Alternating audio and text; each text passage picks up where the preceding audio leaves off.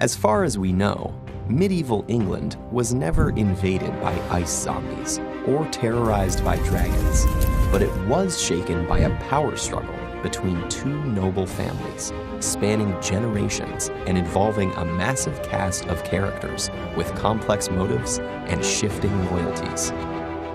If that sounds familiar, it's because the historical conflicts known as the Wars of the Roses served as the basis for much of the drama in Game of Thrones. The real-life seeds of war were sown by the death of King Edward III in 1377.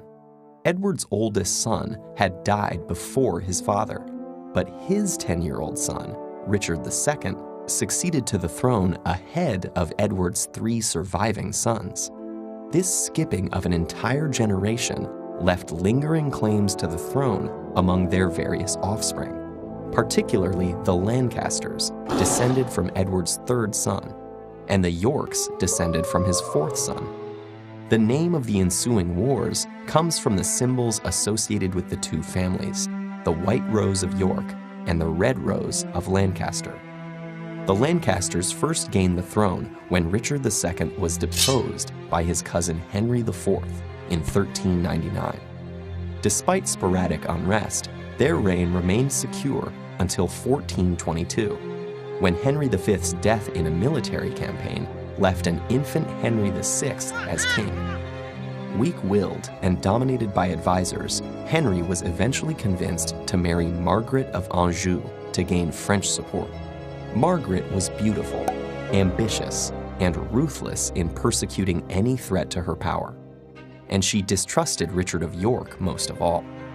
York had been the king's close advisor and loyal general, but was increasingly sidelined by the queen, who promoted her favorite supporters like the Earls of Suffolk and Somerset.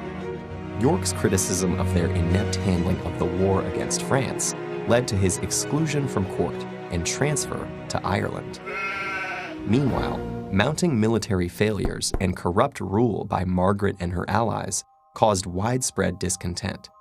And in the midst of this chaos, Richard of York returned with an army to arrest Somerset and reform the court.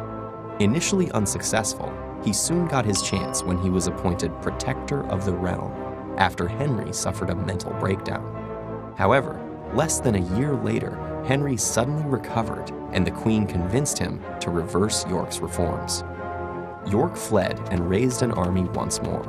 Though he was unable to directly seize the throne, he managed to be reinstated as protector and have himself and his heirs designated to succeed Henry. But instead of a crown, York's head acquired a pike after he was killed in battle with the Queen's loyalists. His young son took up the claim and was crowned Edward IV. Edward enjoyed great military success against the Lancasters. Henry was captured, while Margaret fled into exile with their reportedly cruel son, Edward of Westminster. But the newly crowned king made a tragic political mistake by backing out of his arranged marriage with a French princess to secretly marry the widow of a minor noble. This alienated his most powerful ally, the Earl of Warwick. Warwick allied with the Lancasters, turned Edward's jealous younger brother George against him, and even briefly managed to restore Henry as king. But it didn't last.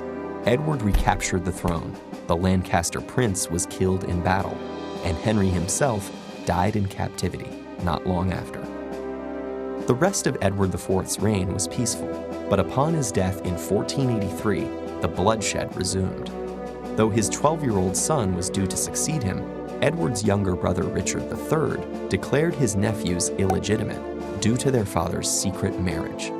He assumed the regency himself and threw the boys in prison.